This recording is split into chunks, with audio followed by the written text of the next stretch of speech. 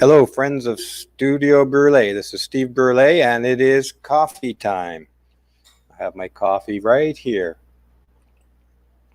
This is a time when we go over some of the things that have come across my desk in the past few days, and the last couple of days, since Tuesday in today's case.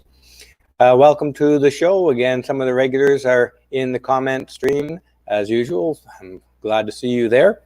I want to draw your attention to my VIP membership card to the Patriarchy. And the Patriarchy card you're seeing today was sent to me by a viewer who is suggesting this as a new mock-up of the card.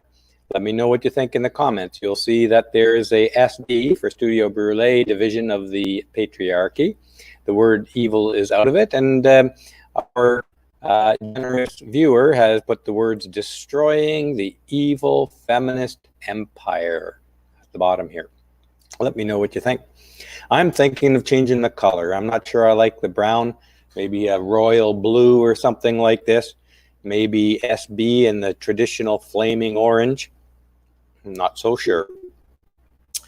So, today's subject. In the last couple of days, we talked about, on Monday, the feminist hatred of men.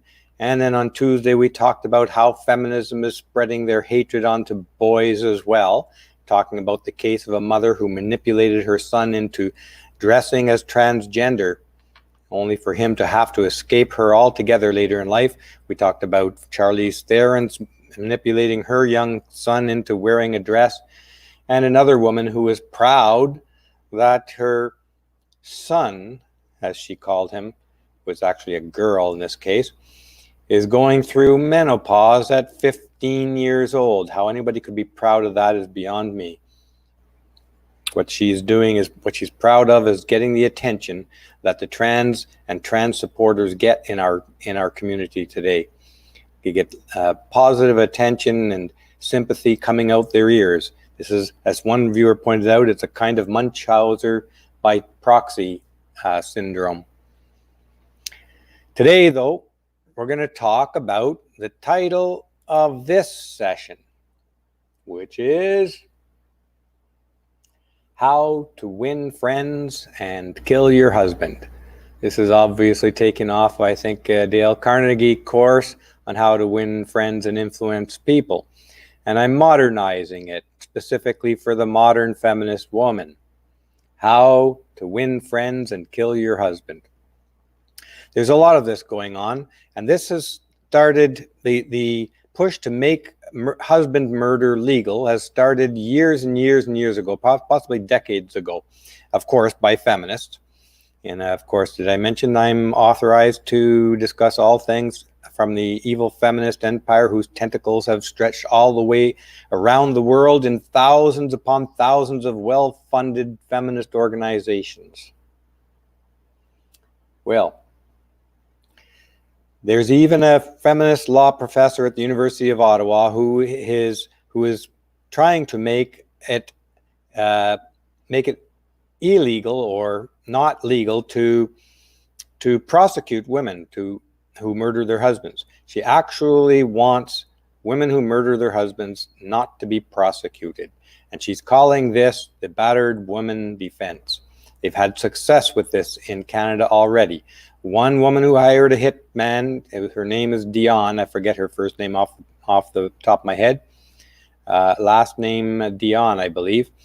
She hired an undercover RCMP officer to murder her husband. They had a watertight case, and the Supreme Court of Canada issued a stay of prosecution on that, saying that the woman had gone through too much already by having this case brought before the court. This kind of thing is spreading all around the world. So let's look at a little bit, just before we do go, I wanted to bring your attention to an update here I saw about Chlamydia Ford from Australia there, or is that Clementine? Clementine or Chlamydia, probably both apply. Maybe she has more than one name, or an apellido, as we say in nickname in Spanish. Anyways, The Melbourne City Council is now going to review the selection process for a grants program following a controversial tweet by Chlamydia Ford. Now, the tweet that Chlamydia put out a few days ago, was that the coronavirus is not killing men fast enough. I'm actually surprised there's any pushback at all about it, but it's a good sign there is pushback. But in our feminist culture,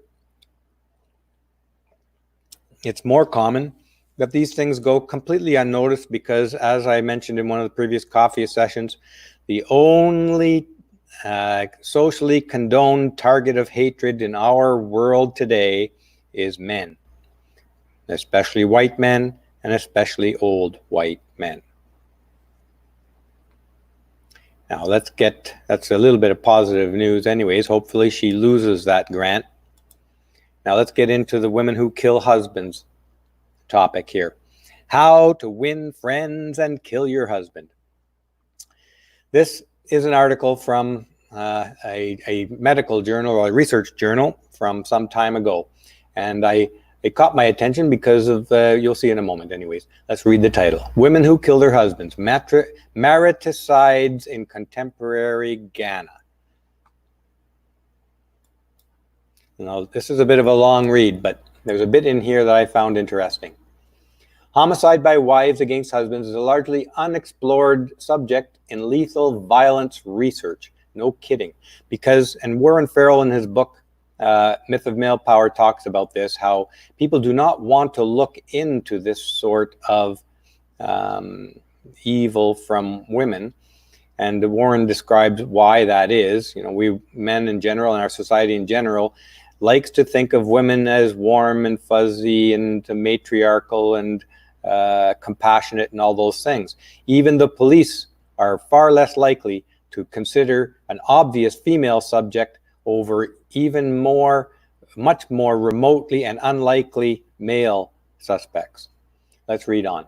The paucity of information of the phenomenon is particularly acute in the non-Western world, where scholarly research is virtually non-existent. The specific goal of this article then was to provide additional insights into the issue by investigating wife-to-husband killings that occur in Ghana, a non-Western society, during 1990 to 2005. In line with the scant extant literature, the results of the analysis demonstrate that victims were invariably slain at home. So the woman doesn't want to go out of the house. She'd rather kill you right where you're sitting and relaxing. The motive for the crime was to punish a womanizing husband. In other words, jealousy and vengeance. And when you really look right at it, what women look for out of men is support and protection. So when she's killing and acting out of vengeance and jealousy, what she's really worried about is losing the man's resources to another woman. We saw this in evolutionary psychology, and many people are looking into that, or exploring that line of thought today. Let's read on. A husband who had taken another wife, or one who was contemplating wedding another wife in this polygamous society. In other instances, the homicidal intent was to physically eliminate a husband to facilitate an amorous relationship between the assailant and her new lover. In several cases, husband slayers killed a latent or predisposing victim, e.g. sleeping or ill, via burning, slashing with a machete, or food poisoning. The implications of the findings are discussed. So, what we see here, and in a lot of cases, why we see that the statistics on women killing their husbands versus men killing their wives is so slanted. They say it's something like 80% men, but in fact, the reality is, and we're going to see this case today, is that women often take a plea deal or aren't even investigated. In the case of this woman today, who was originally convicted of murdering her husband in actual murder charge, she is now plea dealed a manslaughter charge. So that statistic will be removed from the woman who murdered their husband's statistics. This is a plethora of ways in which the fact of a woman murdering her husband is eliminated and hidden from the statistics. Again, Warren Farrell deals with this quite effectively in his book. So, Let's read on. Here is another example of a woman who killed her husband, Evelyn Dick. And a couple of comments about her case here are quite enlightening as well. Her trial, I think this happened in Canada, yeah. Her trial became a media circus, dominating headlines across Canada as tales of her dalliances with many powerful, rich, married men came out. Despite her connections in high society, she was convicted of murder in 1946 and sentenced to the gallows, though she was acquitted on a technicality. Her father was convicted. So, there you have it. Read this bit again. Despite her connections in high society. The implication here is that everybody knows that if a woman is connected into high society, she can literally get away with murder. And it's a surprise to these writers that she actually got convicted on this and sentenced. She was acquitted later with a technicality. So her stat is probably kicked out of what we call out of the FBI statistics for murder of spouses as well. The statistics cannot be trusted in any manner, shape, or form. There are just so many ways in which women who murder their husbands are excluded from the statistics that I am worried to a bet that it's even more common that women marry their husbands than that women murder their husbands than that men murder their wives. That's my gut feeling now. To take a look at some of the ways that Warren Farrell articulates in his book. I'm going to pause here and acknowledge Harry Holbrook for his generous contribution to Studio Brûlé. And Harry says, feminist YouTube run prison, concerned about my toxic masculine comments. I don't care. Great work, Mr. Brûlé. Escape the feminist plantation. I have escaped the feminist plantation. I'm thankful to say that down here, there's not very much evidence of feminism in the Dominican Republic. I encourage you to seek your own escape from the Western world. It is a feminist world, fully and totally controlled, top to bottom, side to side by feminism. And it's that cancer, that disease, cannot be rid from the West very easily. It will take catastrophic changes to either the economy or the world in general. Maybe the coronavirus will help. Who knows? Let's read from the top. When police searched her home and found the mummified body of an infant boy encased in cement in a suitcase and stored in her attic, it was Dick's own son. She murdered her own young boy. On trial for her, the infant's murder, it turned out she had slept with over 150 men, including the judge's own son. She was sentenced to life in prison, but was released after serving only 11 years. Only 11 years. That is the power of the seductive force that many women hold. She probably had the aid of the judge whose own son slept with her. She probably slept with the judge too.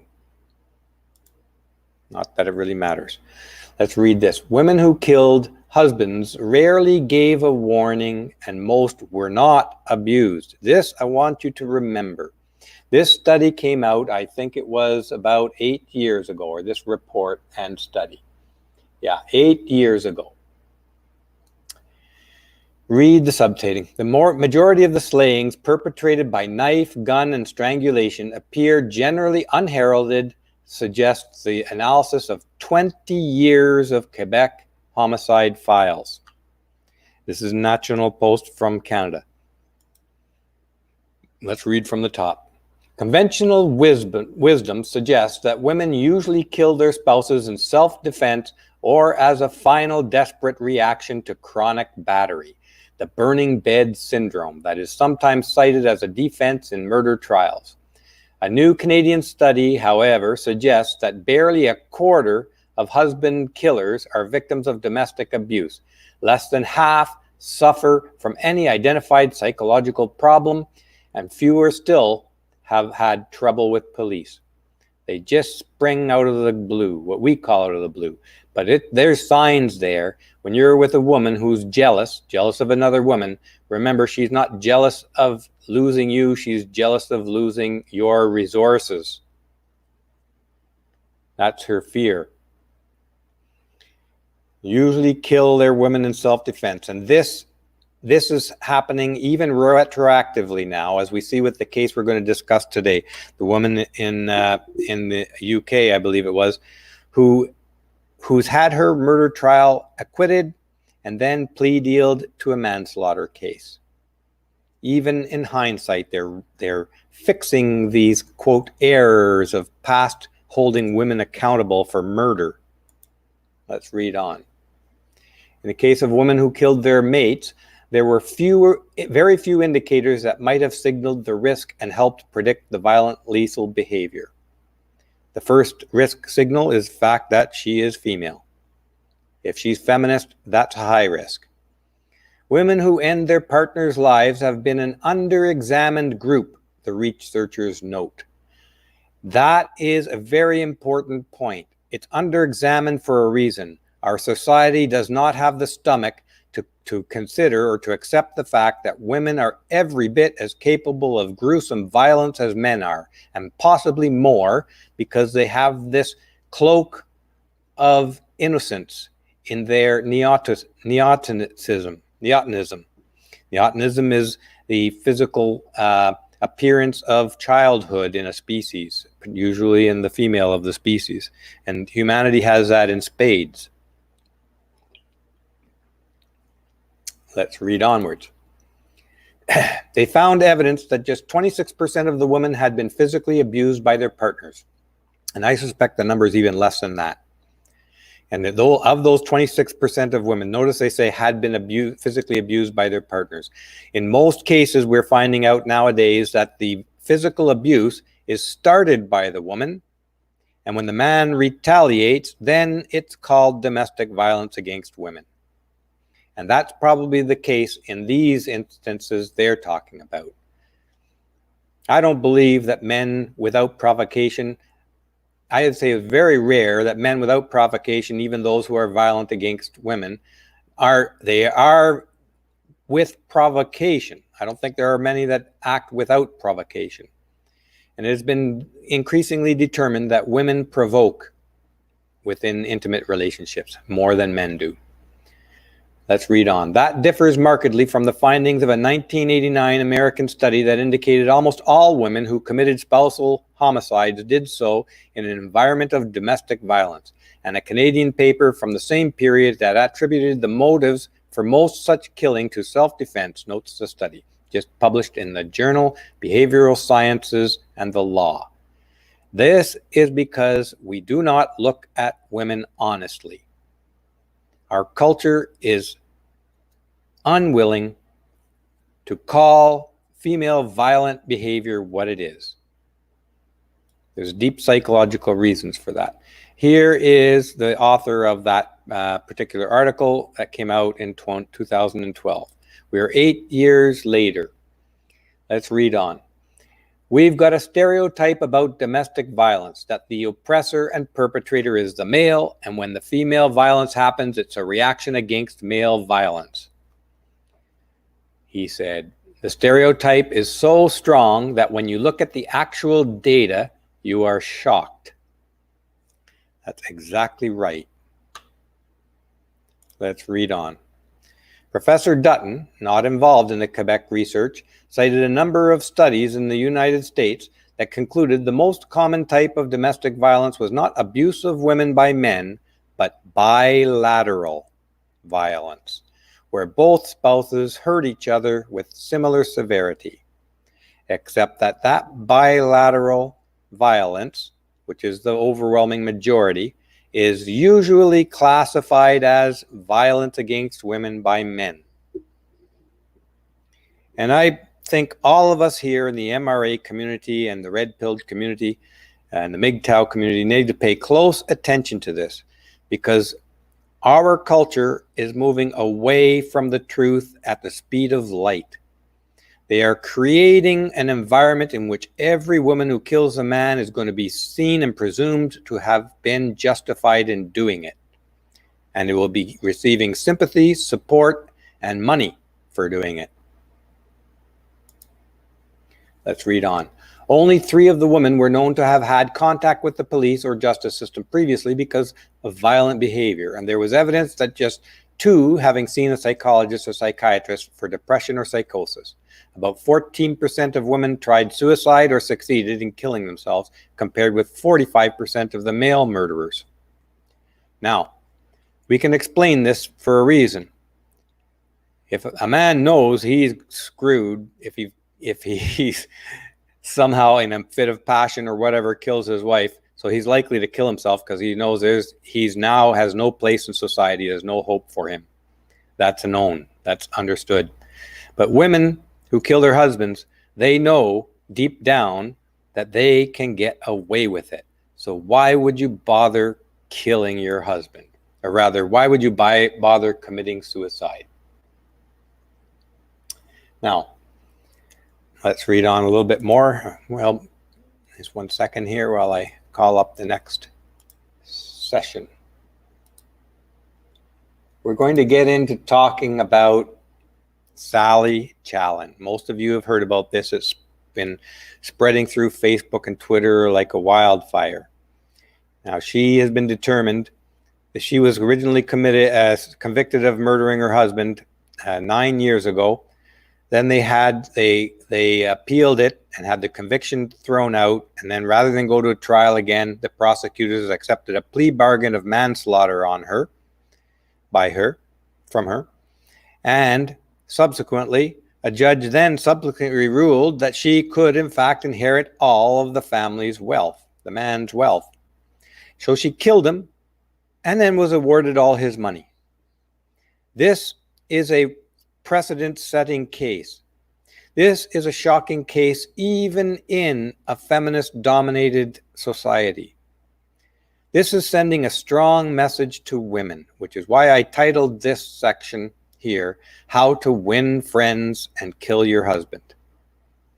Because it's not even hard to do anymore.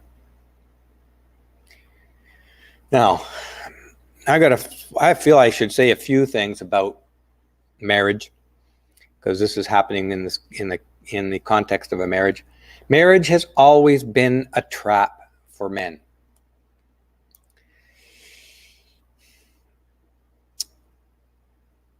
I think that it is likely that women nagged men into creating the institution of marriage in the first place, long ago in history.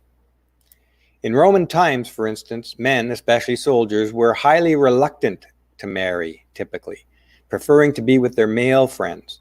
Probably then, as it is now, the nagging starts like dripping tap water, one little drip at a time.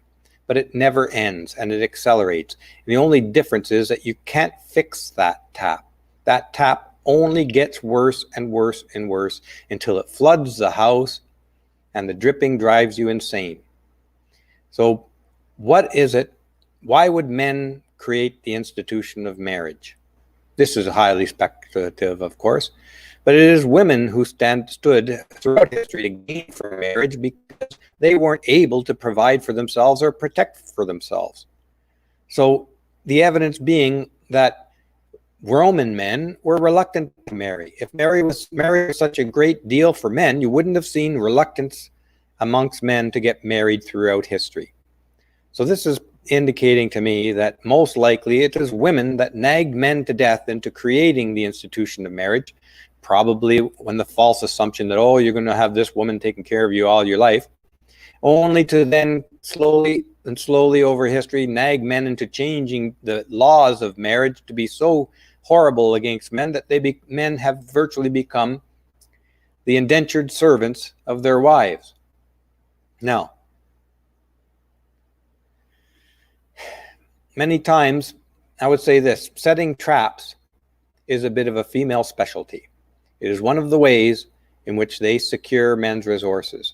Setting traps is how women typically execute their abuse in the world by manipulating the social world around them.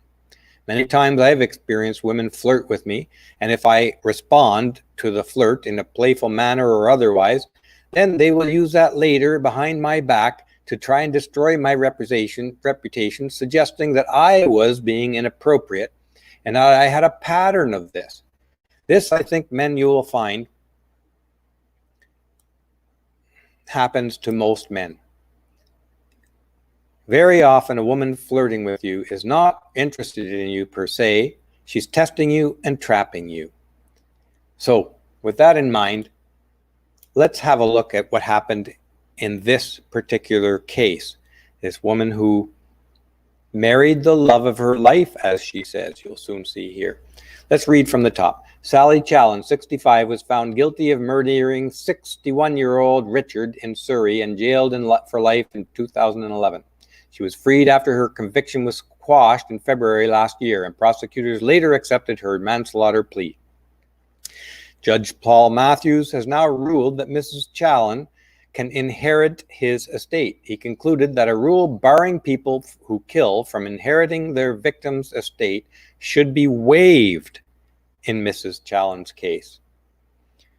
Now, he does not, in fact, justify waiving it in her case. They don't even really have a justify, in my opinion, settling for manslaughter in this case. But they settled for manslaughter rather than go through another trial in which she might have risked being found guilty again. So this is a direct result of feminists taking over the legal system. The lawyers are trained in feminist institutions. They're feminists before they even go into law school. The judges are becoming increasingly feminist. The media is feminist. The entire culture, side to side, is feminist. So they found a way to get her conviction overturned for a retrial, and they never intended to retrial her. They gave her a plea of manslaughter, and then she was set free because of time served. They broke her out of jail for murder because it's a feminist world we now live in. Watch your back out there. All men, watch your back. Let's read this.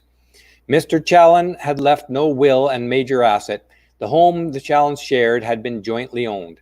Judge Matthews said his decision would mean that Mrs. Challen, not her couple's sons, would inherit the estate. He says, I emphasize that the facts of this terrible case are so extraordinary that such a fatal combination of conditions and events that I would not expect them easily to be replicated in any other. What a pile of nonsense.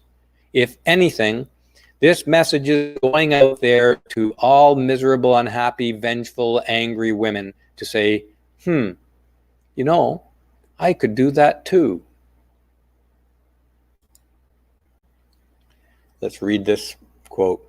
Appeal judges quashed that murder conviction in February last year. This is a different article now. A judge had been due to oversee a new trial, but Miss Challen was released following a preliminary hearing at Old Bailey after prosecutors accepted her plea to manslaughter. This all looks set up from the beginning to me. And even if it wasn't, it was made possible because feminists have totally taken over the legal system. Which is why, one of the reasons I tell guys all the time, get out of there. The West is poisonous and dangerous, man-hating place. You will be working with feminists. You will be associating with feminists. They will be trying to trap you in any way they can. Let's move on. The lesser charge was accepted on the grounds of diminished responsibility after a psychiatric report concluded Miss Challen was suffering from an adjustment disorder.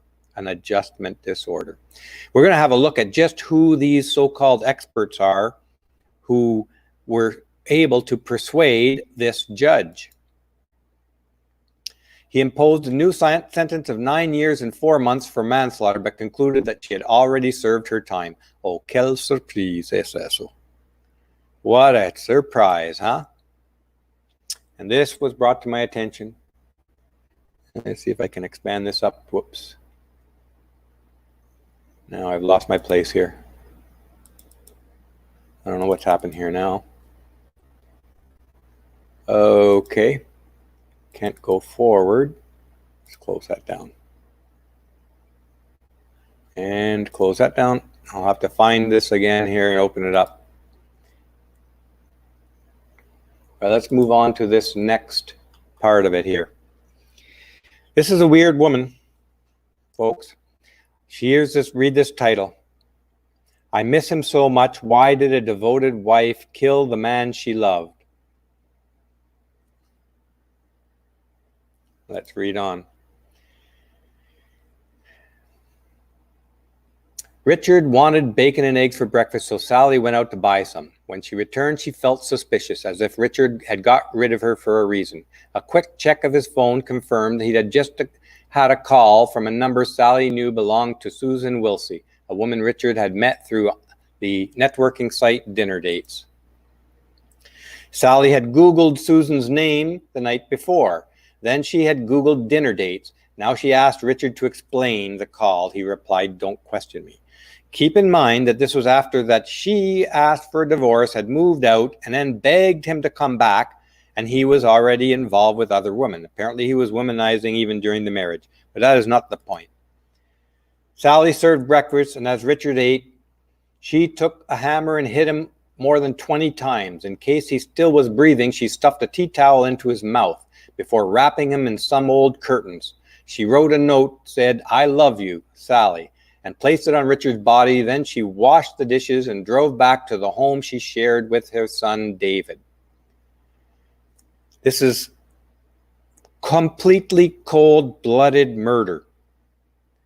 Cold-blooded murder. And you can see some of the descriptions we'll read on shortly of how she was the controlling one, examining his Facebook, examining his phone, questioning everything he did everywhere.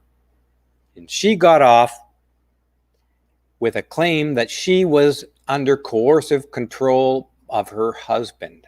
Let's read this. At the end of a 7-day trial, she was found guilty of murder, sentencing Sally to life imprisonment.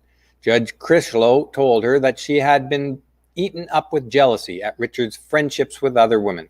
You are somebody who killed the only man you loved, and you will have to live with knowing what you did.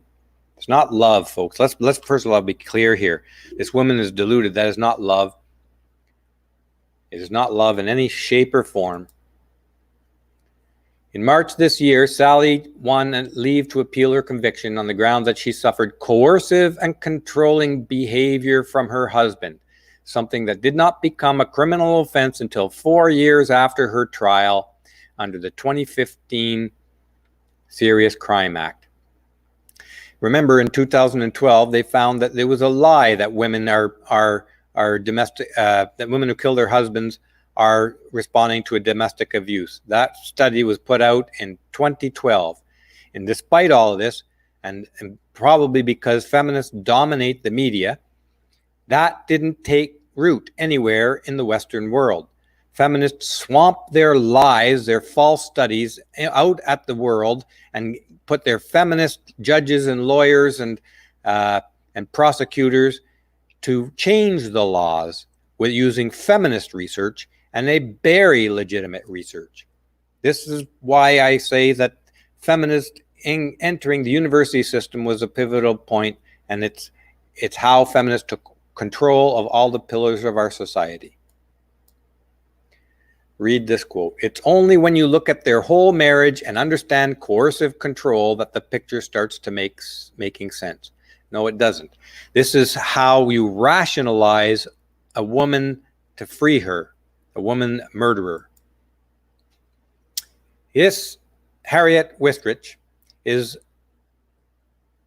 Sally's lawyer, an English solicitor and radical feminist who specializes in human rights cases, particularly cases involving women who have been sexually assaulted or who have killed their violent partners.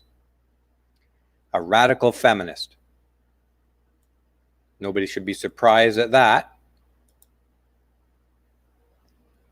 Now let's back this up a bit. I'm just going to show you a couple of just who this Harriet Wistrich is. Here's a photo of Harriet here, a radical feminist.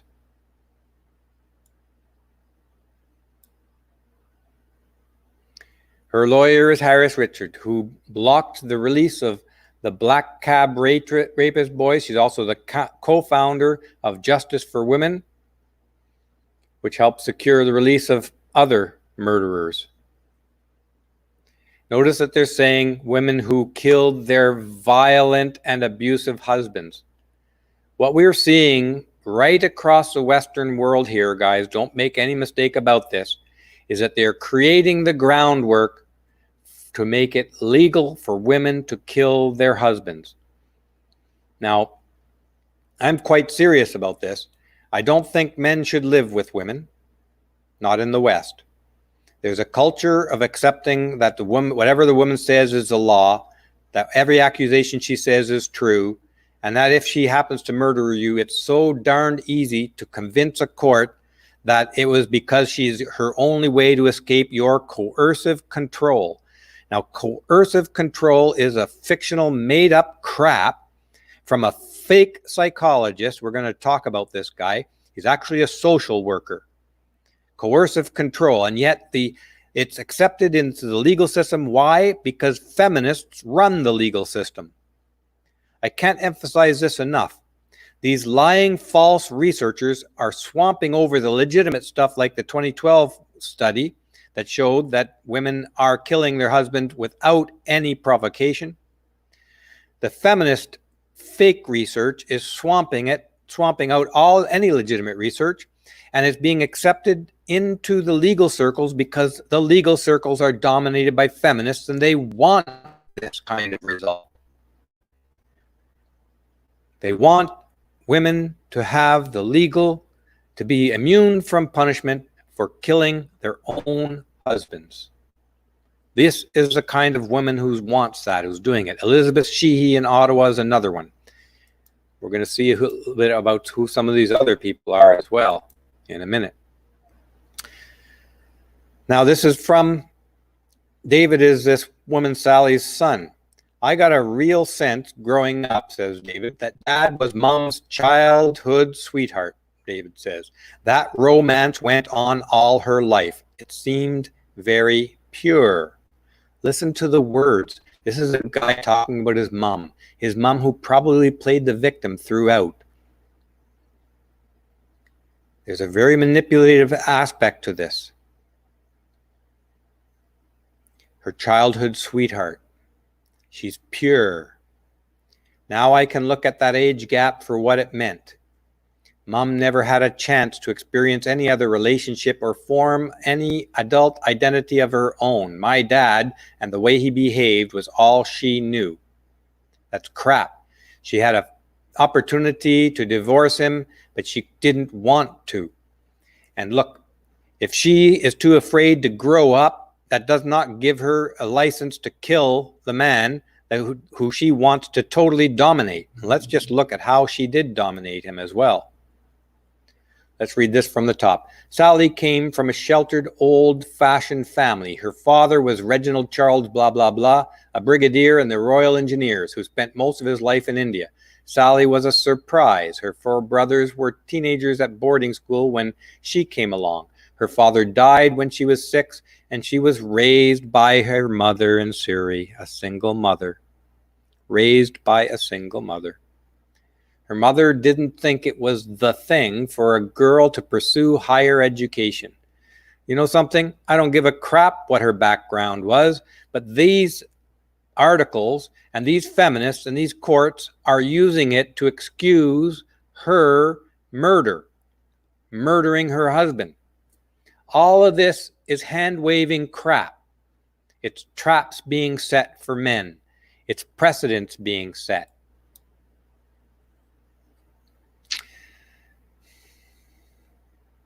Sally said she had challenged Richard about seeing another woman, and he had dragged her down the stairs and thrown her out of the front door. She claims that for the rest of her life, she hated to confront him in case he did it again. This is excuse making. This incident, by the way, happened before the two of them got married. Why did she go back to him? I don't know why he took her back, but look, she was harassing him in his house and he threw her out. To my mind, that's perfectly legitimate. They're using it as an act of domestic violence by Richard. The fact is, they weren't married. She was in his house. She was harassing him about other women. He didn't want anything to do with it and threw her out of his house. And then she claims that for the rest of her life, she hated to confront him in case he did it again. What a bunch of crap. Let's read on. He wasn't well liked. My wife would say he was sleazy. This is another woman friend talking. So Richard wasn't well liked. I don't give a crap if he was hated. It doesn't justify his murder. If you were having a dinner party and people knew Richard and Sally were coming, you wouldn't get 100% attendance. Well, maybe because of Sally as well, if you ever considered that. I've met some pretty darned manipulative women in my life. I had a friend of mine who was raised by a single mother, and he absolutely adored her. He could not bear any thought or claim of negativity about his mother. I stayed in their house for 2 days and I couldn't wait to get away. The underhanded manipulation was always there, very subtle, but very distinct. By the end of 2 days, I felt sick to my stomach and I couldn't wait to leave. Let's read on. It was as if he decided to do his own thing. He once asked why I wasn't in school in the middle of summer. This is this guy talking about his dad was out of touch with the family. Well, his dad was, at those times, many men were, because they were busy working all the time. But in any case, I'm not defending this guy, Richard. I don't even care if he was a miserable creep. It doesn't justify murder. She had every capacity to leave him. She had every capacity and almost an infinite amount of help to help her leave him. She even had her own house. And she had a divorce lawyer. She could have got half her stuff. She didn't have to kill him. There's no justification for this whatsoever. But let's read on what this guy says about his mom. And I've met some guys who were totally entranced by their mother before. And when you meet the mother, it is not the same woman he's talking about. This is mind manipulation. This is a guy who does not see his mother clearly, most likely.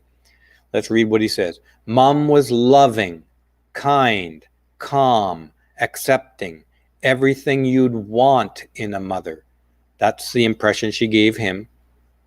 There are other words for this: smothering, manipulative, playing the innocent victim, the forever loving, compassionate mother, placing one face to the kids and a different face to the father and to the public, playing that role to win public sympathy, to create that exact image that he has of her.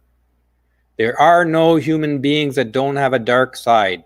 And when you have somebody who sees no dark side in another human being, you have a blind person on your hand there. She'd always listen. When I realized I was gay, it was Mom who talked to me. There was an unspoken agreement not to mention it to Dad.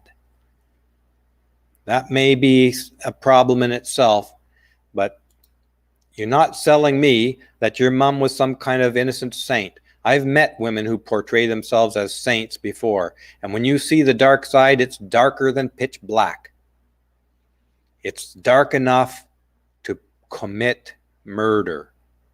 When you see a woman portraying herself as an innocent saint to everybody in the world, you know you're dealing with a potential murderer there, because that dark side is fully repressed and it will assert itself and come out one day. I'm going to pause here for a moment and recognize Zirance. Thank you so much for your support of Studio Brûlée, Ziranx. And Ziranx says, do we have a male equivalent term for Stepford wives? Well, that's a good one. We could use the term simp, but or Pussy whipped is another one. Or I like to think of them as indentured servants. But indentured servitude doesn't quite capture what you're saying, I'm thinking. Let's read on here, because the portrait of this woman here is not very pretty, if you ask me. The court, though, and the public opinion and the media are soaking this entirely up, hook, line, and sinker, that she's a saint under coercive control by an evil guy. And let me point out another fact here, guys, that maybe you know this already, but the one thing that a woman who sees herself and wants to portray herself as a saint without fault in the world, do you know what kind of man she needs and wants in her life? A monster. She can't be a saint if she doesn't have a monster to be saintly to.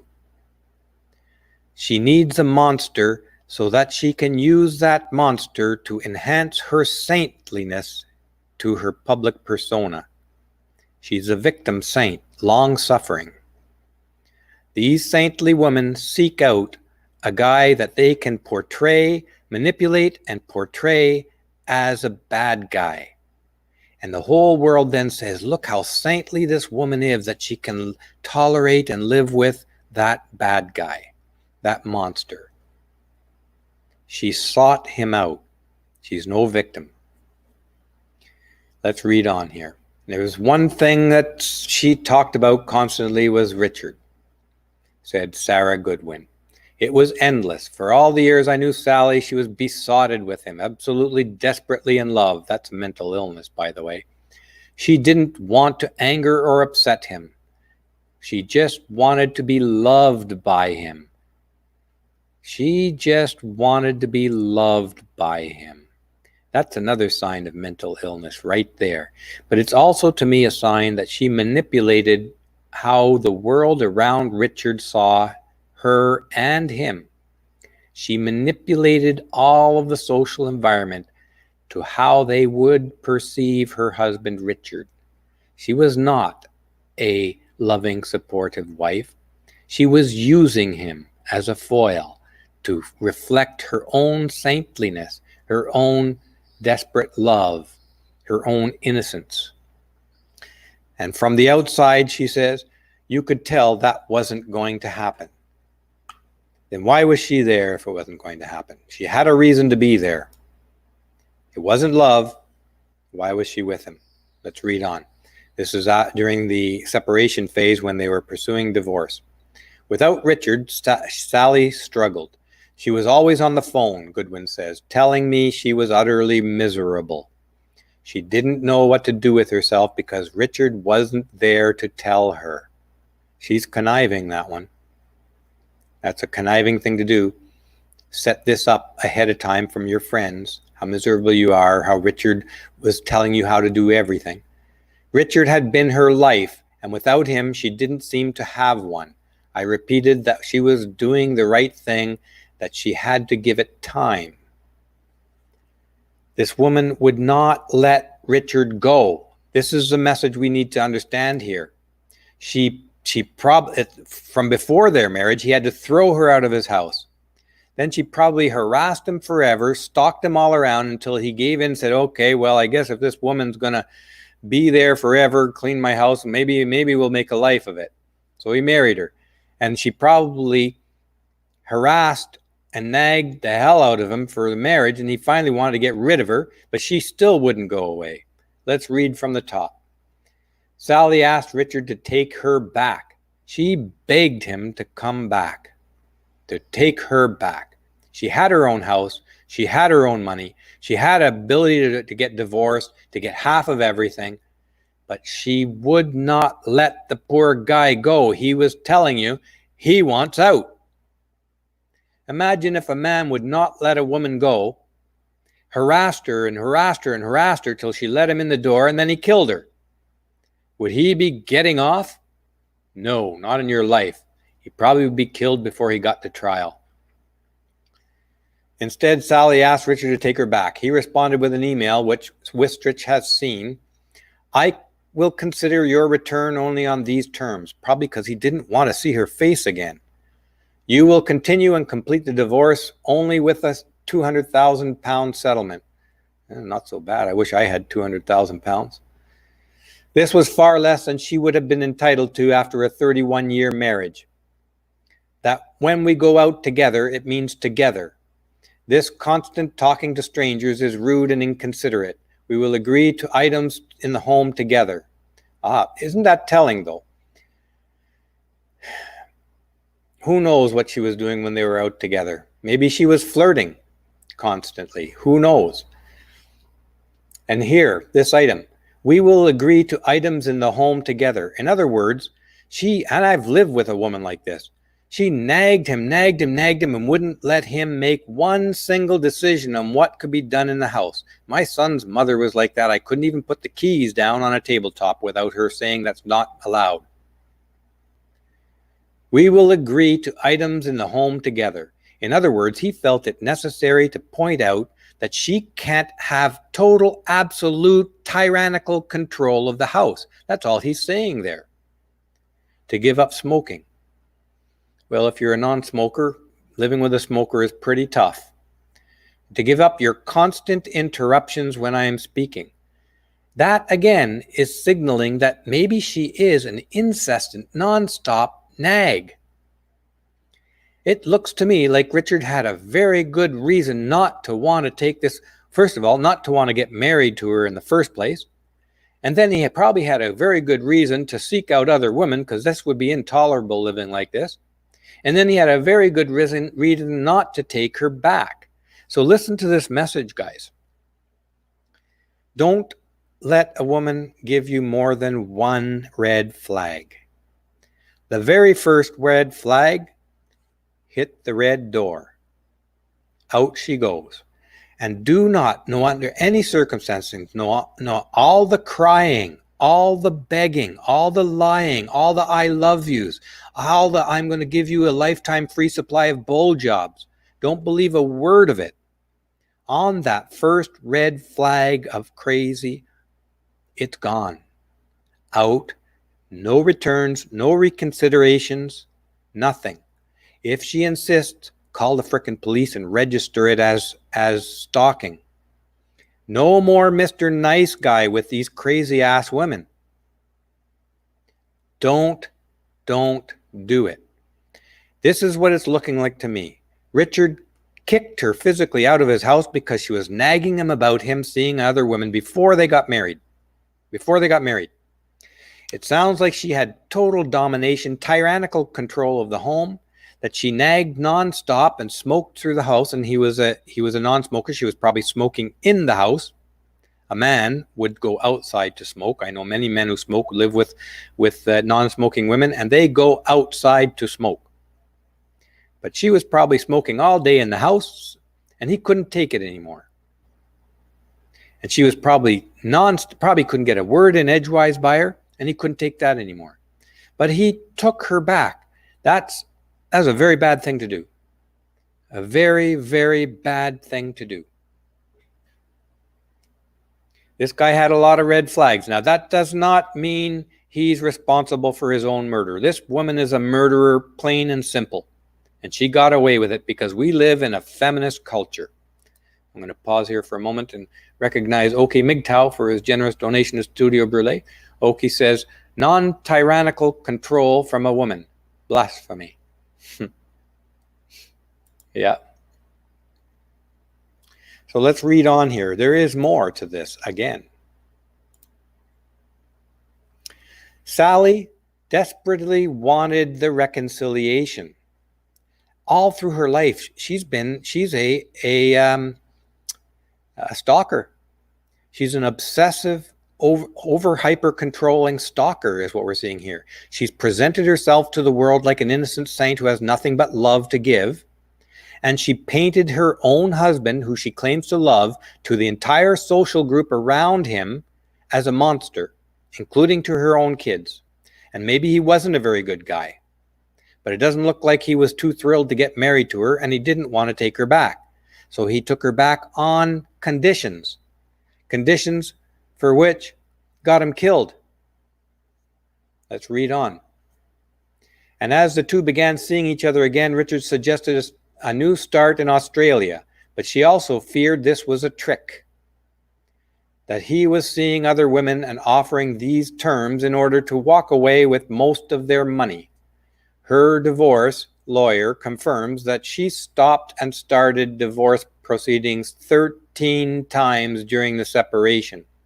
Feminists are going to present this as if she was under his control. She was not in any shape or form under his control. This is a feminist crap bullshit condition they've created specifically to use it for any old situation where a guy has the nerve to have a backbone and stand up for himself and try to assert any kind of influence in the marriage. Now, if a man tries to insert influence in the marriage in any way, shape, or form, he will be labeled as offending by coercive control of the woman. In no point in this and I shouldn't be, it's not hard to see these red flags here of a guy who asks to share 50%, agree to items in the home together. For him to feel the need to write that in there indicates that he had absolutely no say and she would allow him no say in the home. The fact that he wants some say in the home, feminists will call it coercive control now. Anytime a woman does not have total, dominant, tyrannical control of the home and the husband, the feminists will twist that around to say the husband had coercive control of the woman. This is classic projection that feminists use nonstop.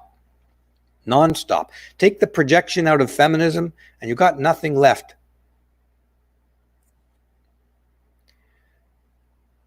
She stopped and started divorce proceedings 13 times. She was back in checking mode, hacking Richard's phone, reading his messages. Now, that is a ginormous flag of a hyper-controlling control freak who is stalking and abusing their partner, this woman right here. No one in the courts or the media are talking about that. Let's read this. It'll be tough, he adds. But hold on, let me back up for a second here and let's talk about this. Look what they call it here. She was back in checking mode. Hacking Richard's phone and reading his message. That's not checking mode. That's hyper control freak domineering mode. But they're using this word checking mode to soften it and sideline it and throw the scent off her hyper controlling behavior. Let's read this. It'll be tough, says her son, as dad isn't here anymore and she still says she loves him. People find that hard to believe. I don't find that hard to believe at all. I don't find it the slightest bit hard to believe that she says she still loves him. She never loved him. She always said she loves him. But this is part of her portraying herself as all-loving, all-compassionate mother to the world, a saint. She still loves him. She doesn't love him. She never loved him. Nobody kills something or someone they love. They don't do that. They're sick at best. They're distorted. They're hyper-controlling. This is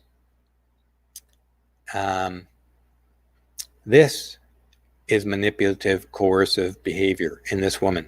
And we're going to get to a point where I'm going to read you something from the actual court document here, which reveals it all. I might just jump to that right now. Let me see if I can find that right now, because it's very, very telling. Go right to the court document. We'll get to it again later, but oopsie. Bear with me 1 second here, because this is actually fairly important.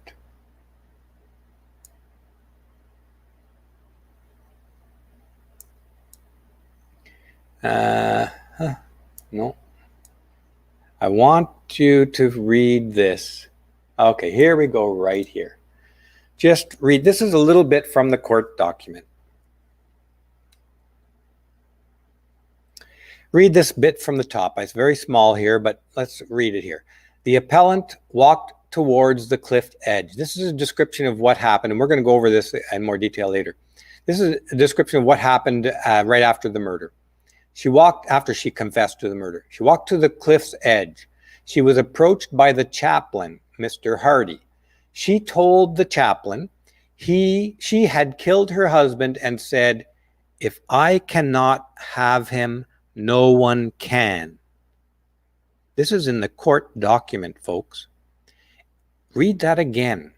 If I cannot have him, no one can.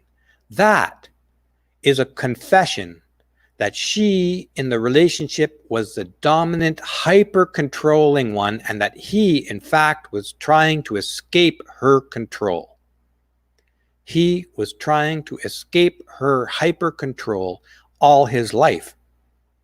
He didn't have the backbone to do it in the beginning. He did. He threw her out of his house, but she probably came by and gave him free blowjobs and cooked him meals and cleaned his house. Finally, he said, well, you know, that's kind of what a wife does, so maybe he should marry her and just carry on, see if we can make a go of it. But the guy, his sense was to throw her out of his house before getting married to her. He should have stayed with that sense. Because listen, if a man said this, if I cannot have her, no one can, he is not getting out of prison after killing her ever. But she literally said those words to the chaplain. It's in the court document. And the feminist court, the feminist prosecutors, the feminist judge, they all called the man the one who was exercising coercive control over her. Think of how twisted you have to be. Think of how twisted you have to be to come to this conclusion, throw her case out, then give her a manslaughter charge and reward her with all of the family's resources. This is what's happening.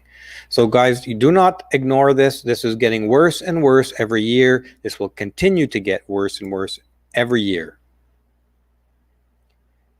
She still says she loves him. I don't find that the slightest bit hard to believe. It's all part of her trap. Let's read from the top. And this is a confession from her own lawyer. Her lawyer is a radical feminist who specializes in getting women who kill or beat up their husbands off of the charges. Okay? Her own lawyer had trouble believing this. The thing I've struggled with when I've talked to Sally is that she has said all along, I still love him and I miss him so much, Wistrich says. That's the lawyer. She specializes in dealing with women who kill their husbands and getting them off. She says she struggles with this. Perhaps, let's read on. Perhaps this more than anything shows how complete Richard's challenge hold was. Oh my God, the mental gymnastics here, guys. It's like, it's going to give you a headache. It'll probably make you nauseous to read this and think about it. But let's look at this. They're saying that this is how complete Richard Challen's hold was on her. The guy who's from before the marriage, during the marriage, and during the divorce procedures was trying to get away from this woman. Not reading onwards, not one family member, friend, or neighbor I spoke to had anything positive to say about him. Think about that for a second, guys. This is a typical female strategy of abuse, is to turn the entire social network around a man against him. And she presented herself as a saint, always loving, always compassionate, that would never let this guy go, that hacked his iPhone, hacked his Facebook, phoned back numbers on his phone, researched people he was contacting with. This is total control, obsessive control. And always made sure that everybody around him knew that she was miserable in her marriage and it was his fault. And right here, they're admitting it. How they cannot see this is beyond me. They have to be wantonly not seeing this, deliberately closing their eyes to the truth, because this is a feminist world we live in. Not one family member, friend, or neighbor I spoke to had anything positive to say about him. This is a guy who was successful in business, selling cars, apparently, he even had a Ferrari. Nobody liked him. Nobody was around him had anything positive to say. It's no accident that he was working all the time and she was the one in contact with all of those people every day. It seems, I'm reading onward, it seems the only person grieving him is his devoted wife, serving life for his murder. It seems the only person grieving him is his devoted wife, the woman who killed her. They're actually buying her hook, line, and sinker nonsense, that she loves him. You guys, you got to take notes on this and never forget. This is what you're dealing with in our culture. There's an absolute total hatred of men that's growing and growing. Marriage is now a dead institution. It's being dragged around. It's a dead corpse, stinking up our culture. To enter into marriage, you are turning yourself into an indentured servant. You're putting yourself at risk of being totally ostracized in your own culture, because if you fall in with one of these women who are talented manipulators of the social environment, she can murder you and walk away. So listen, the first red flag, the very first red flag, if it even shows its tiny little tip, get that woman all the way out of your life. Have no contact with her, no returns, no second guesses, no second chances, none of that. They're sending us a strong warning signal here, folks. This is your status in the Western world we're seeing. I'm going to jump ahead to media coverages of this. Well, first of all, let me pop up a couple of photos here. You might want to see who we're talking about. This is Sally. This is Richard, obviously in their younger days. That looks like 1970s to me if you go by the glasses, maybe early 1980s. And the big wide tie.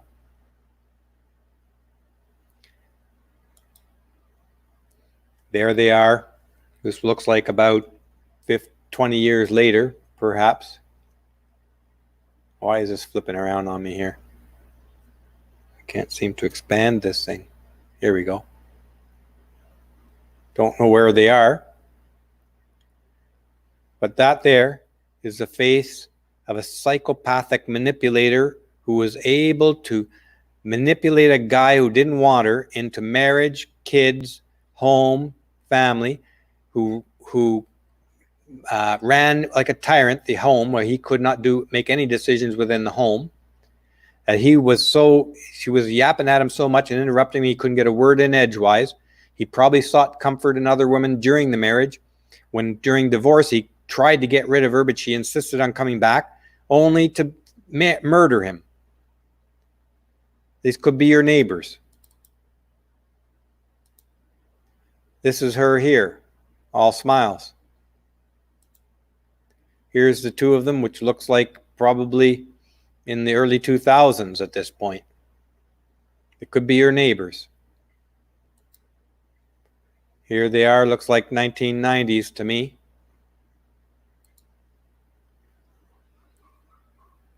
Now let's look at how the media treated this. Here is Sally. She's being treated like a celebrity. She's being interviewed on national television.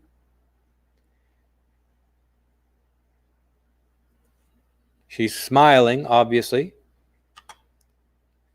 She got away with murder and was paid for it. How to win friends and kill your husband. That's the topic we're talking about here. Here she is here trying to look serious, probably been seriously coached by the photographer with their wedding in the background. They have totally distorted this story and sold it to the entire culture, folks. This is a really important point. They have entirely distorted this story, switched it around, painted her as a victim of an evil man, and justified her murder of him as her only way out, calling his coercive control. Let's read this title of this article right here. Sally Challen smiles while after walking free from prison on June 7th, 2019. The title, Who is Sally Challen? And the subtitle is, and you can't make this stuff up, guys. You just cannot make this up. Sally Challen, 65, is a domestic abuse survivor. That is the opening line of this article. I forget who published it, but it's Press Association. Who is Sally Challen now? According to our feminist media, our feminist courts, and our feminist culture, she is a domestic abuse survivor. Not once hit, not even once. She survived a man who she would not let walk away. She pursued this guy all his life. She would not allow the divorce to go forward, and she killed him. And here is how she's being lionized, sanctified in our culture. She is a domestic abuse survivor. This is the opening line on their article entitled, Who is Sally Challen? A domestic abuse survivor. No. She's a psychopathic manipulator who portrayed herself as a saintly, compassionate, all-loving woman who relentlessly pursued her victim all his life, would not let him go, even though she had ample opportunities, and then bludgeoned him to death with 20 hits on the back of the head with a hammer, probably spraying his brains all over the kitchen. And this is how the media is presenting her. Let's read another one. This is the Sun. Trapped and manipulated. Who is Sally Challen and why was she released from prison? Trapped and manipulated, this one says. This is just December 9th, 2019, my birthday, just this last year. This is how they're claiming her. And this one, here he is, a domestic abuse survivor. And this case, the case of Sally Challen review, inside the trial that changed everything for women. This is chilling, all right. It's chilling. Read this. And this reviewer here, there's a movie made about her already, about Sally Challen. The case of Sally Challen, inside the trial that changed everything for women. Guys, pay close attention to that. If a woman pursues you like a stalker, obsessed with you, and she gets in your life somehow, she can kill you and take everything you have. And she will walk away, and they will call her a survivor, not a murderer. And listen to this. In this chilling, moving film about a woman who killed her abusive husband. Now, you go ahead. I encourage everybody to read just what it takes to be called an abusive husband. It's next to nothing, okay, compared to what she did to him. Her abusive, obsessive stalking of him and his life throughout his life. But here they're calling him an abusive husband. Read on. Challen and her family bravely discuss their 9-year battle for justice. Justice. You can't make this stuff up, guys. Let's read this from the top. The historical lack of legal recourse for battered women, the persistent underreporting and thereafter under-prioritizing and under-conviction of rape, not outlawed within marriage in this country, lest we forget, till less 30 years ago. This is how they're setting all this up. Again, this is feminism written all over it. There's always been strong legal recourse for battered women and rape, by the way. That's nonsense. There's never been persistent underreporting. There's a persistent underreporting or non-reporting of violent women in our culture today. And yet our media doesn't touch it because our media is feminist. Our legal system is not going to touch this for very, very much longer, not even at all, because the law schools and the universities are saturated top to bottom, side to side by feminists who are trying to create this very situation for all women. The legal right to kill your husband. He is only an indentured servant. He's property. Why should she be punished for killing a property that she no longer wants? And her own words, if she can't have him, no one can.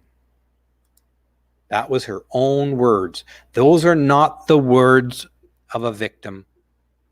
Those are the words of a hyper-controlling, manipulative, obsessive con artist who portrays herself as a saint to the world. This is what it's all about. The appeal was about arguing that the new law means she is not guilty of murdering her husband. The feminists are winning, guys. They are heavily funded, and they are winning. It is a disease, a cancer, a virus in our culture, and the body is all but dead. The institution of marriage is and should be dead, but the culture has not died yet. And it won't die, because this situation of men being corralled and controlled by women, particularly feminists, it suits the powers of in our culture, because it keeps men locked to the only outlet of their energy is their job. They must go out and work, and they bring it back to the family where the woman has all the power. He dare not question her spending, so she spends. This is what the rich people who own all the industry around the world, they want. They want the woman to have control of the man's money because she will spend it. And that money comes right back into their bank accounts. Men, when they work for themselves, typically, very often, will save their way to buy their freedom. That was always in my mind my entire life.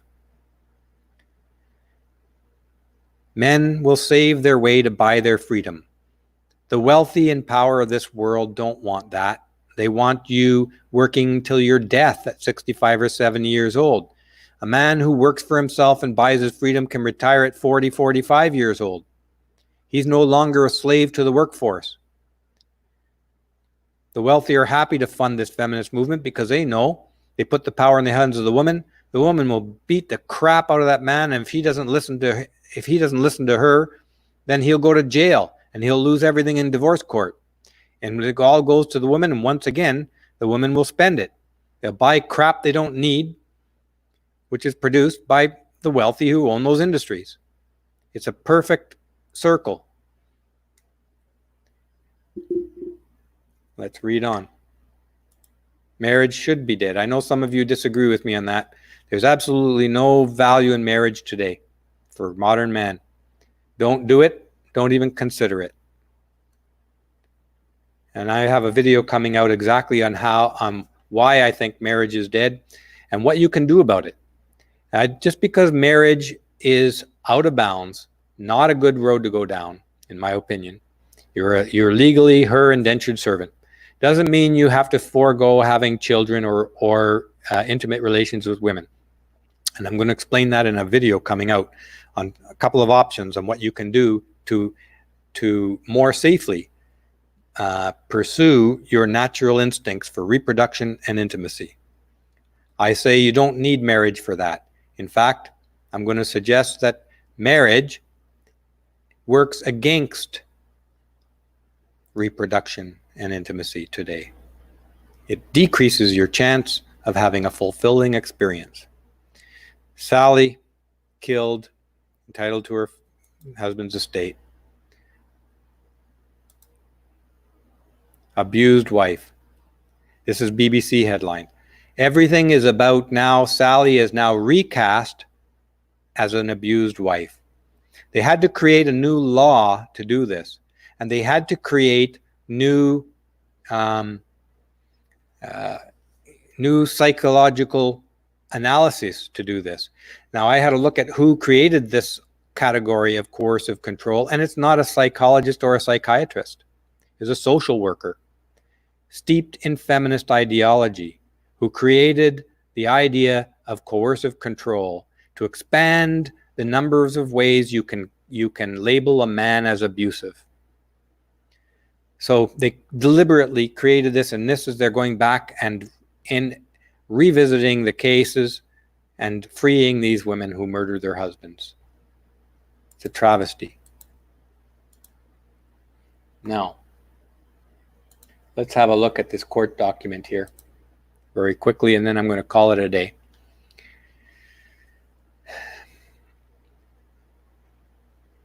This, by the way, was sent to me by email by a viewer. Thank you very much. I can't remember the viewer's name, but it was an anonymous email, one that I didn't recognize. This is just the front page. Let's have a look at some of the salient points in this court document. She appeals against conviction on the basis of fresh evidence. They're calling it fresh evidence, okay, folks? The idea of coercive control came in after the trial. They changed the law to respond to to include this category of coercive control. Then they went to revisit this case. It's not new evidence. Well, they're calling it new evidence, but it's actually, they've found this guy who created this category of coercive control, and they submitted it as evidence. A psychiatrist that she was suffering from 2 previously undiagnosed disorders at the time of the killing, and fresh evidence as to the alleged coercive control by the victim. Incredible. Let's read this from the top. This evidence includes a report on coercive control from Evan Stark. He's a sociologist and a forensic social worker. You know, your cat can get a degree in sociology while sleeping. And this guy is being pushed up as an expert to get this woman off. They just made this crap up. 2 psychiatric reports from Dr. Gwen Adshead and 2 addendum psychiatric reports from this other doctor who gave evidence at the trial. And then this other Professor Hester. Let's move on. Here is Stark here at Rutgers School of Arts and Sciences, Rutgers. Evan Stark is an associate professor of public administration, director of the Masters in Public Health program at Rutgers Newark, director of Division of Urban Health Administration. Stark's areas of specialization includes health and medical care, family and community service, sociological and political theory, the urban environment, social service, and nonprofit management, the criminal justice system, and policy. That's an awful lot of specializations here. In other words, this is a flaky general purpose sociologist who dreamt up another piece of crap bullshit to beat the shit out of men with. Coercive control.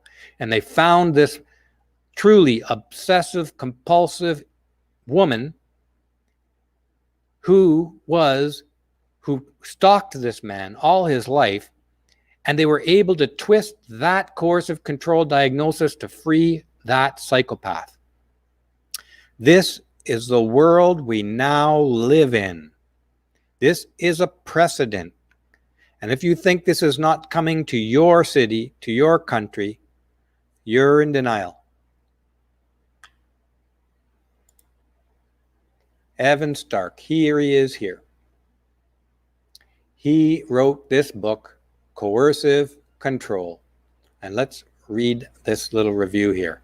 Despite its great achievements, the domestic violence revolution is stalled. Look at that. Domestic violence revolution is stalled. In other words, stalled means women are not getting further advantages out of the domestic violence, quote, revolution. Evan Stark argues. A provocative conclusion he documents by showing that interventions have failed to improve women's long-term safety in relationships or to hold perpetrators accountable. Typical feminist crap. This is one of these guys who believes that men are villains and perpetrators and that women are innocent victims. And he's being listened to by the courts for the one single reason: he's telling feminists what they want to hear, and he's giving them ammunition to destroy men. And this guy was used as an expert in that very case we talked about.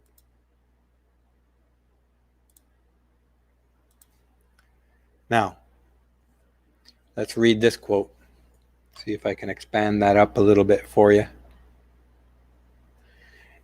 Reading from the top. Elevating coercive control from a second-class misdemeanor to a human rights violation.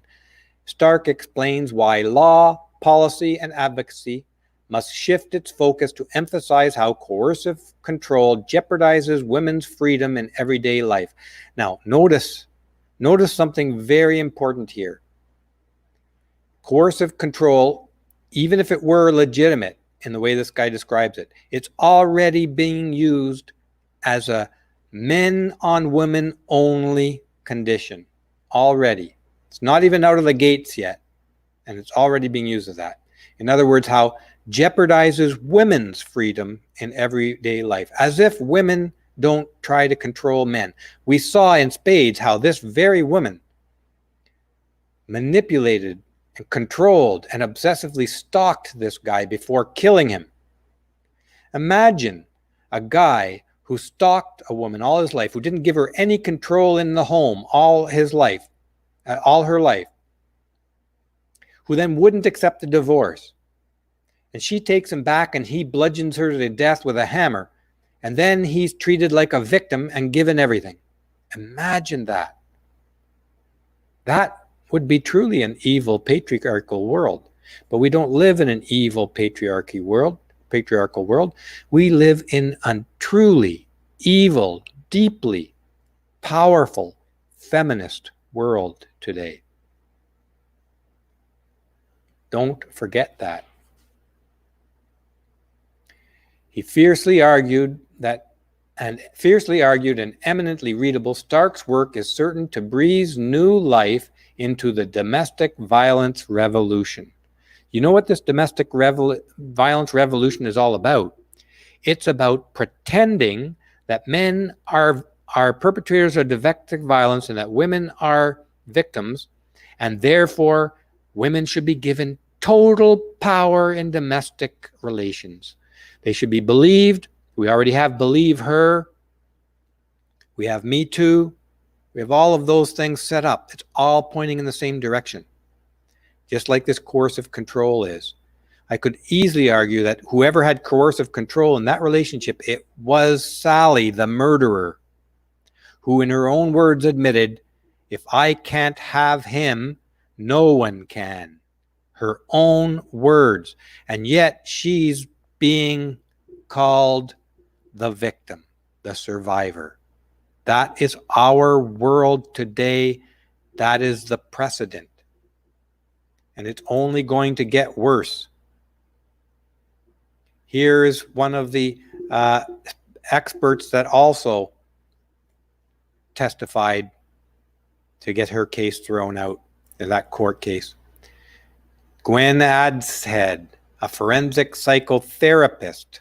I think they're using that rather loosely. I looked around on all the stuff I could find about her, and I could not find any oh no, this is the other one. Let me just read on with this here. Let's read this first. visiting professor, Yale Law School in psychiatry. She qualified in medicine in 1983, holds 2 master's degrees, medical law and ethics, and in mindfulness and cognitive therapy.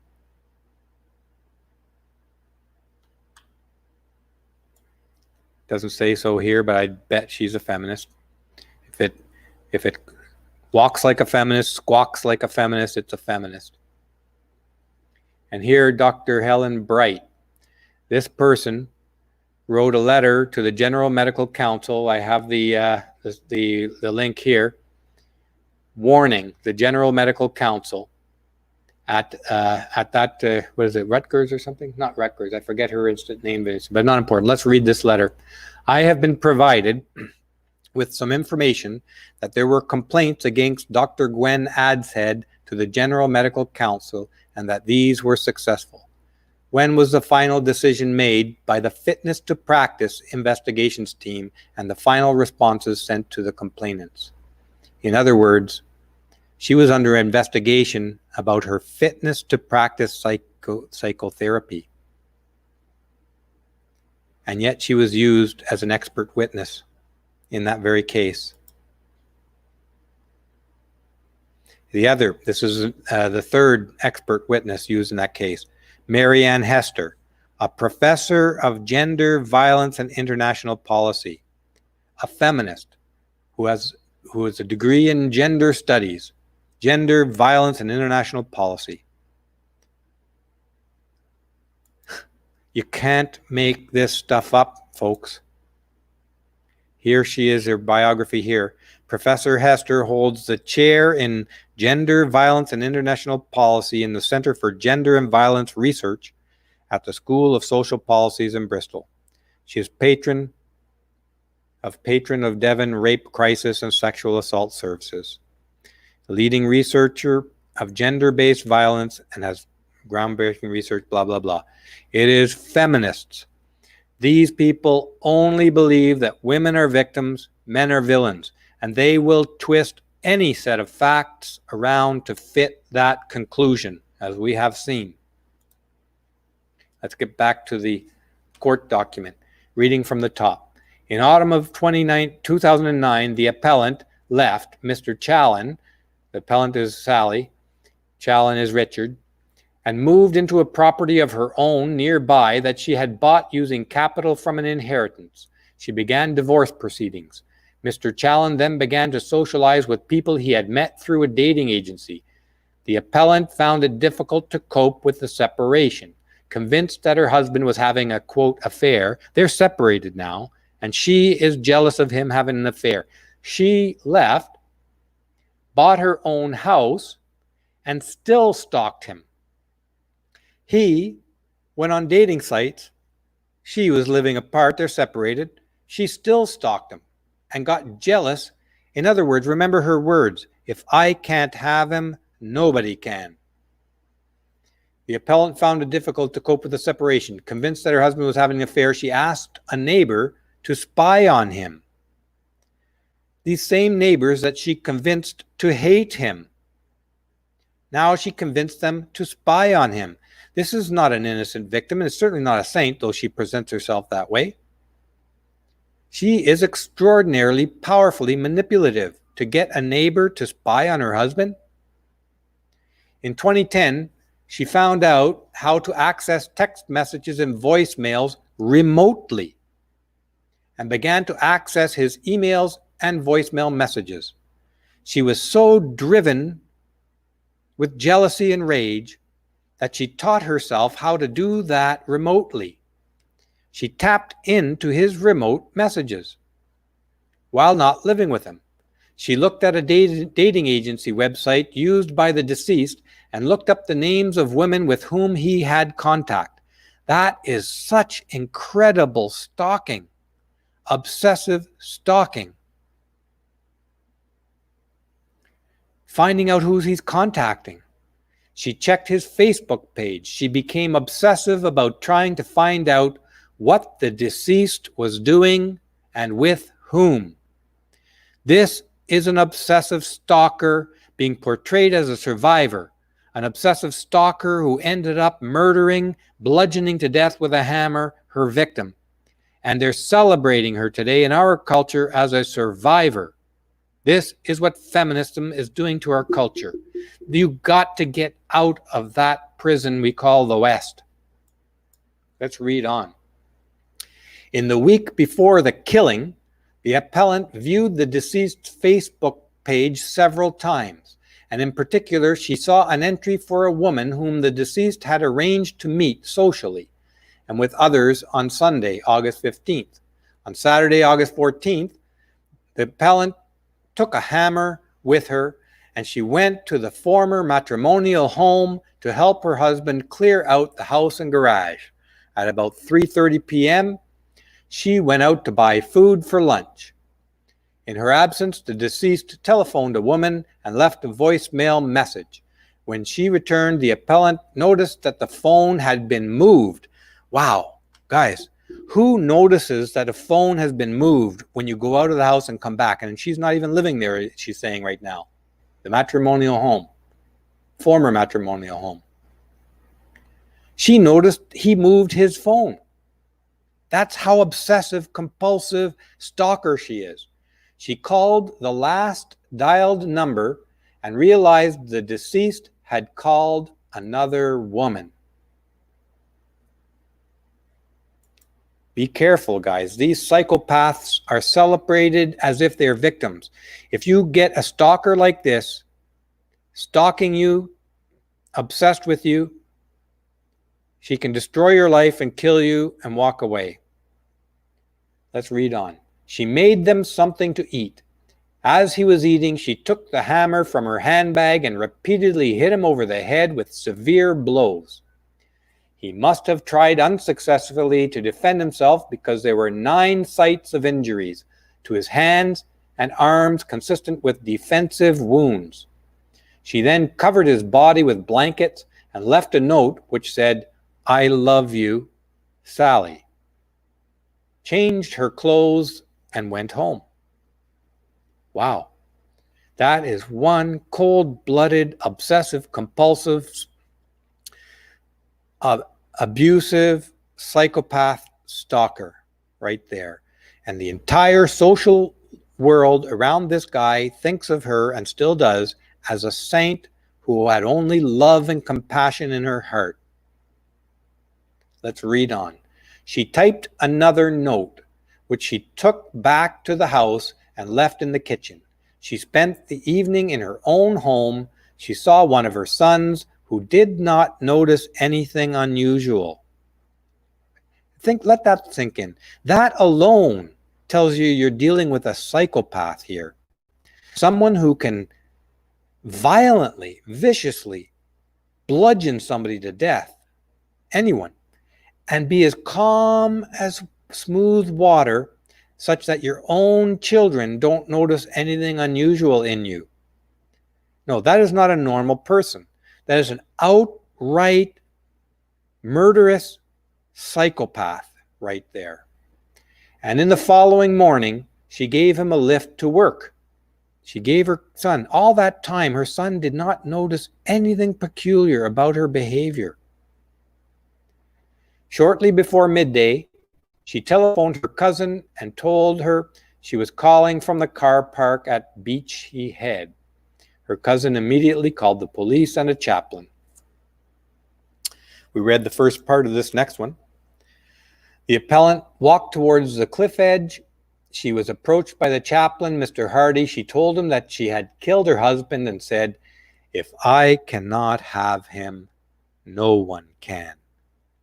All of this are clear signals of a psychopathic murderer, an obsessive, a compulsive, manipulative, incredibly talented, manipulated psychopath. Hyper controlling, not letting him have any say in what happens in the house, not letting him finish his sentences while they live together. Let's read on.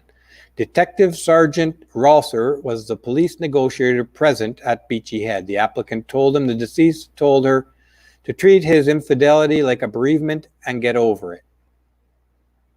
She said she did not like her new property because, listen to this. This is amazing. And this is after she murdered him.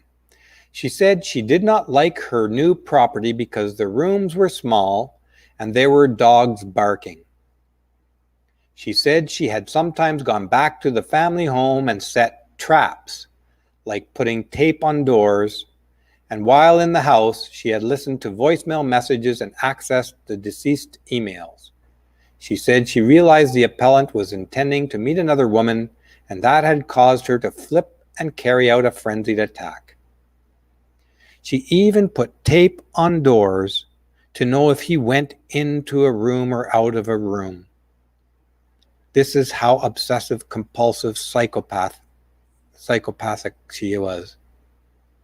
And yet, she today in our feminist Looney Tune world, our clown world, is a victim and survivor. And this is how you will be treated, and the women you get involved with can be treated in our culture today. Let's read this from the top. The grounds for appeal. Mrs. Wade, QC, who did not appear in the court, advanced 2 grounds of appeal. The fresh evidence on coercive control and the fresh psychiatrist evidence support the proposition that at the time of the killing, the appellant was suffering from an abnormality of mind. Had expert evidence on coercive control been available at the time of the trial, the jury may have reached a different conclusion on diminished responsibility.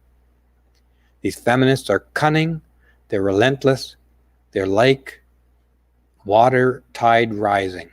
They're going to destroy everything in its path. It's a tsunami. There are millions of these feminists crawling all over our culture, changing the laws, changing public perception, changing public policy. Let's read on. The fresh evidence also goes to the issue of provocation, in that it helps establish the appellant was provoked to I can't even really believe I'm reading this again. It helps establish the appellant was provoked to kill the deceased because of his controlling and coercive behavior. I don't know what to say. This is pure Orwellian stuff. His controlling and coercive behavior.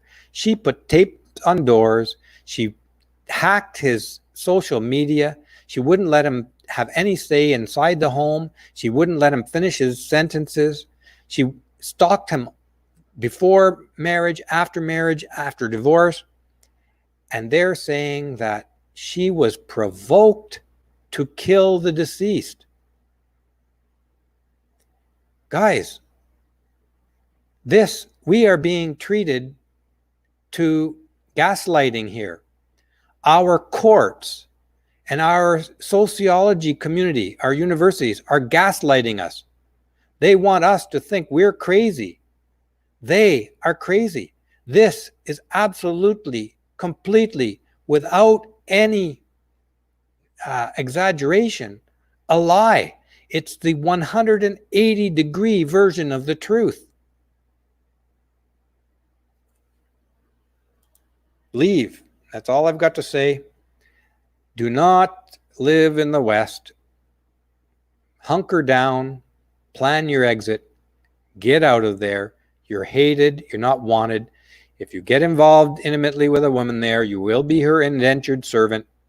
And they were not far away from women being allowed to treat their indentured servants as property, including dispose of them when they're inconvenient. Or if they dare exercise any iota of independence or desire for an independent life of their own. She hunted him down and she killed him, and she's the victim. She hunted him down. She smutched out his life, bludgeoned him to death with a hammer, and now she's considered a victim of coercive control and a survivor. That is our justice system. That is our culture. It is feminism. It is here to stay. We all have to pay attention to that. Now, that's all I have to say on this topic today, but as you can tell, this topic infuriates me. The boldness of the lying, the boldness of the Orwellian doublespeak and flip, the boldness of the projection, the boldness of calling her a survivor. And it's not just our courts. Our media are hungry for this. The feminists in the legal system have prepared the way for this.